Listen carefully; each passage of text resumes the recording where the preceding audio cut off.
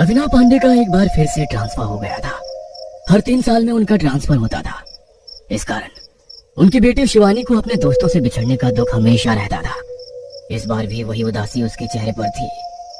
2 दिन बाद उन्हें एक नए शहर में जाना था और इस बार भी सारे दोस्त हमेशा के लिए छूट जाने वाले थे। रात के 12 बजे शिवानी अपनी सबसे प्यारी दोस्त मिली से फोन पर बातें कर रही थी। मैं जब बड़ी हो जाऊंगी ना तो मैं पापा वाली जॉब कभी नहीं करूंगी। कितनी बकवास नौकरी है इनकी, सब कुछ हर 3 साल में छूट जाता है। पता नहीं मम्मी कैसे मैनेज करती है। तेरी याद बहुत आएगी शिवानी, तेरी भी यार। मेरा बस चले तो मैं कहीं ना जाऊं, कभी ना जाऊं। शिवानी की माँ सरिता को तो अपति के बार बार होने वाले ट्रांसफर की आदत हो गई थी, लेकिन 13 साल की शिवानी के लिए यह सब कुछ आसान नहीं था। 2 दिन बाद सारा सामान पैकेज और मोबस के हवाले कर शिवानी के पिता उसे और अपनी पत्नी को लेकर कार से नए शहर की ओर निकल पड़े। हाईवे पर कार फुल स्पीड में गुजर रही थी। शिवानी उदास सी बाहर की ओर देख रही थी। तभी अचानक उसकी नजर रास्ते से गुजर रहे खेत में खड़े एक डरावने स्केयरक्रो यानी पुतले पर पड़ी। मम्मी, वो स्केयरक्रो देखो, कितना अजीब है। अरे हाँ, मैंने पहले कभी ऐसा पुतला नहीं देखा। कितना ऊंचा है। शिवानी को वो पुतला बहुत डरावना लगा। उसे लग रहा था कि वो पुतला उसे घूर रहा है और अपने पास बुला रहा है। तभी अचानक एक जोरदार धमाके की आवाज आई और कार पूरी तरह अनबैलेंस हो गई। क्या हुआ अभिनव? ये क्या था? लगता है टायर पंचर हो गया है। सभी लोग गाड़ी से उतरे। अभिनव ने कार की स्टेपनी निकाली और दूसरी टायर लगाने लगे। सरिता और शिवानी हाईवे के किनारे उस खेत के पास खड़े उसे निहारने लगे। मम्मी, कितने सारे भुट्टे लगे हैं ना खेत में। तुझे खाना है क्या? मन तो है, लेकिन यहाँ इसे सेकेंगे कैसे? अरे इन खेतों के रखवाले इधर आसपास ही होते हैं, उनके पास सारा जुगाड़ होता है। मैंने और तुम्हारे पापा ने तो कई बार खाए ऐसे भुट्टे। पर यहाँ कोई दिख क्यों नहीं रहा है मम्मी? हाँ, दिख तो नहीं रहा है। चलो ना चलते हैं खेतों के बीच में। सरिता ने अभिनव को सारी बातें बताई और खेत की ओर बढ़ चले। वो कुछ दूर गए ही थे कि उन्हें खेत के किनारे बने एक छोटे से मचान-नुमा घर में 3-4 लोग बैठे हुए दिखे। नमस्ते भैया, हम हाईवे पर सफर कर रहे थे तो हमारी कार का टायर पंचर हो गया। हमारी बेटी को भूख लग रही है, क्या हमें कुछ भुट्टे मिल सकते हैं? उसमें से एक आदमी उठकर उनके पास आया। उसकी आंखें बड़ी डरावनी लग रही थी। उसने दोनों को घूरते हुए कहा, हाँ हाँ, क्यों नहीं, आप लोग बैठिए, हम भुट्टे सेक देते हैं। शिवानी और सरिता दोनों डर तो गए थे, लेकिन फिर भी वे वहीं बैठ गए। उस आदमी ने भुट्टे सेकने शुरू किए और कुछ देर बाद गर्मा गर्म भुट्टे लाकर शिवानी को दिए। Thank you uncle. शिवानी ने एक भुट्टा उठाया और खाने लगी। तभी उसे लगा कि उसके पेट में अजीब सा कुछ हो रहा है। उसने तुरंत भुट्टा खाना छोड़ दिया और सरिता के पास जाकर बोली, मम्मी, मेरा पेट दर्द हो रहा है। सरिता ने उसकी ओर देखा। अचानक से शिवानी की आंखें लाल लाल होने लगी, एकदम खून की तरह लाल। शिवानी, शिवानी, तेरी आंखों को क्या हो रहा है? पता नहीं मम्मी, पर आंखों में बहुत जलन हो रही है। चल चल बेटा, यहाँ से चल, पापा के पास चलते हैं। तभी वही आदमी जिसने भुट्टे दिए थे हंसते हुए उसके पास आया। उसके चेहरे पर बहुत ही रहस्यमय मुस्कान थी। उसी मुस्कान के साथ उसने कहा, कहाँ जाना है? अब तो आप लोग हमारे मेहमान बन चुके हैं, यहाँ से कोई नहीं जा सकता। सरिता ने उस आदमी को घूरते हुए देखा और कहा, कहीं नहीं जा सकता? क्या मतलब कहीं नहीं जा सकता? ये क्या कह रहे हो? यही कह रहा हूँ कि ये हमारा इलाका है, जो भी यहाँ आता है वो वापस नहीं जा सकता। ये कहकर वो सरिता का हाथ पकड़ने लगा। सरिता ने उसका हाथ झटकते हुए कहा, आप पागल हो गए हैं क्या? हमें जाने दीजिए।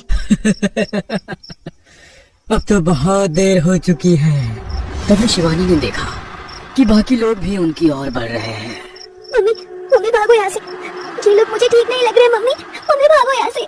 सरिता ने शिवानी की बात सुनी और उसका हाथ पकड़कर वहाँ से भागने लगी। वो भागती रही, भागती रही। वे सभी लोग भी उसके पीछे भागने लगे। शिवानी बहुत देर तक खेतों के बीच भागती रही, लेकिन फिर भी वो सड़क किनारे अपने पति के पास नहीं पहुंच पाई। कुछ देर पहले तो उसे यहाँ आने में बहुत थोड़ा ही वक्त लगा था, फिर अब यहाँ से निकलने में इतना वक्त क्यों लग रहा है, ये बात उसे समझ नहीं आ रही थी। काफी देर तक भागने के बाद वो इतना थक गए कि उनका गला पूरी तरह सूख गया। मम्मी, प्यास लग रही है। ये कहकर शिवानी जमीन पर गिर पड़ी। सरिता उसे उठाने के लिए आगे बढ़ी, लेकिन जैसे ही वो आगे बढ़ी उसने देखा कि वो तो उसी जगह पर है जहाँ से उसने भागना शुरू किया था।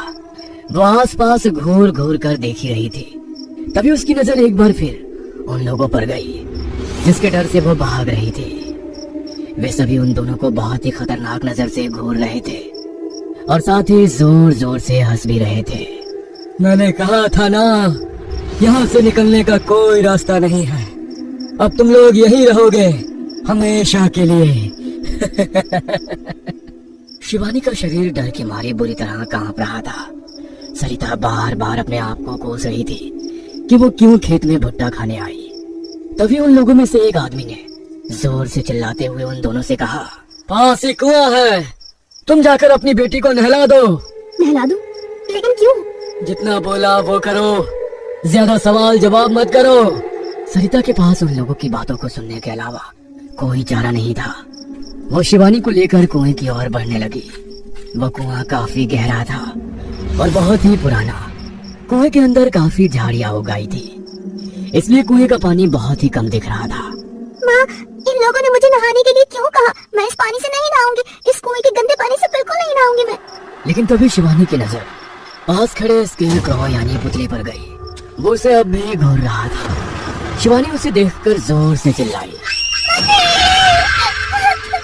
ये देखो, ये स्केरक्रॉ यहाँ कहाँ से आ गया? ये वहाँ खेत में था, ये यहाँ कुएं के पास। स्केरक्रॉ कहाँ है? स्केरक्रॉ कहाँ है बेटा? मम्मी, ये तो यहाँ पे खड़ा है कुएं के पास। ये कहकर शिवानी ने अपनी आंखें बंद कर ली और उसने सरिता को जोर से पकड़ लिया। शिवानी का शरीर थर थर कांप रहा था। कुएं के पास कोई नहीं है शिवानी, कोई नहीं है वहाँ पर। तुम आंखें खोलो बेटा, यहाँ कोई नहीं है। शिवानी ने अपनी आंखें खोली। वहाँ सच में कोई नहीं था। कि स्केरक्रॉ आखिर गया कहाँ? मम्मी, हम लोग यहाँ से कभी नहीं निकल पाएंगे क्या? नहीं बेटा, निकलेंगे, जरूर निकलेंगे बेटा। पर वो लोग तो कह रहे थे कि उनकी बातों पर ध्यान मत दो। वे बातें कर ही रहे थे कि तभी शिवानी की नजर सामने से आते अपने पापा पर गई। शिवानी का सारा डर, सारा भय अपने पापा को देखकर छूमंतर हो गया। अपने पापा को देखते ही, पापा, पापा आप आ गए, आप आ गए पापा। उन लोगों ने हमें पकड़ लिया है पापा। किसने पकड़ लिया है? और तुम यहाँ क्या कर रही हो? तुम और तुम्हारी माँ तो भुट्टा खाने यहाँ आई थी ना? तब शिवानी ने रोते हुए अपने पापा को सारी कहानी बताई और अब तो जो जो बीता सब कुछ सुनाया। ओह, कहाँ है वो लोग? और तुम्हारी माँ कहाँ है? पापा, मम्मी तो यही है, यही तो खड़ी है मेरे पास। कहाँ शिवानी? कहाँ है मम्मी? यहाँ तो सिर्फ तुम हो अकेली। पापा, ये आप क्या कह रहे हैं पापा? ये तो रही मम्मी मेरे पास। ये कहकर शिवानी ने अपनी माँ की ओर अपनी उंगलियों से इशारा किया, लेकिन उसकी माँ तो वहाँ थी ही नहीं। शिवानी की आंखों में आंसू थे और उसका दिल डर से जोर जोर से धड़क रहा था। उसने फिर से अपने पिता को समझाने की कोशिश की, लेकिन अभिनव की आंखों में सिर्फ खालीपन था। शिवानी को अचानक महसूस हुआ कि कुछ अजीब हो रहा है। उसने अपने चारों ओर देखा।